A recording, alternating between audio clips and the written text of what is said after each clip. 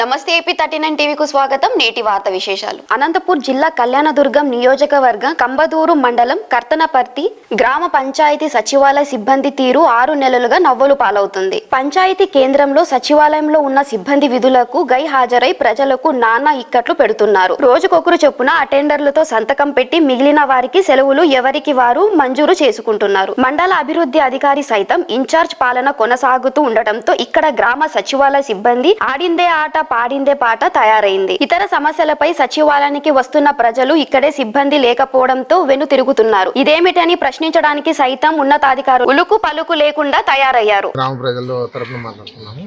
మాకు గత 6 నెలలుగా సచివాలయ సిబ్బంది అసలు రావడం లేదు. ఇక్కడ మొత్తం 8 మందో 9 మందో స్టాఫ్ ఉంటే ఇంతవరకు ఒకరిద్దరు మినహా ఏ ఒక్క రోజు కూడా ఇక్కడ ఉన్నటువంటి స్టాఫ్ అంతా మొత్తం రావడం లేదు. ఎన్నిసార్లు ఎంపీడీఓ గారు అయితే, ఇన్ఛార్జ్ ఎంపీడీఓ గారికి అయితేనేమి, కంబదూరు ఏఓ సార్కి అయితేనేమి గత 3 నెలలు 4 నెలల నుంచి నేను డైరెక్ట్ పోయి స్వయాన కంప్లైంట్ చేసినా కూడా అదిగో చూస్తాం ఇదిగో చేస్తామని అన్నారు. కానీ చేసిందిలే చూసిందిలే వచ్చిందిలే. గత బర్త్ సర్టిఫికేట్, డెత్ సర్టిఫికేట్లు, పిల్లలు ఇవన్నీ సర్టిఫికేట్లు కావాలంటే చాలా ఇబ్బంది పడుతున్నారు. దీన్ని వెంటనే జిల్లా కలెక్టర్ గారు అయితేనేమి, పై అధికారులు అయితే స్పందించి వెంటనే వీళ్ళని చర్యలు తీసుకోవాల్సిందిగా కోరుచున్నాను. గాలి ధనంజయ.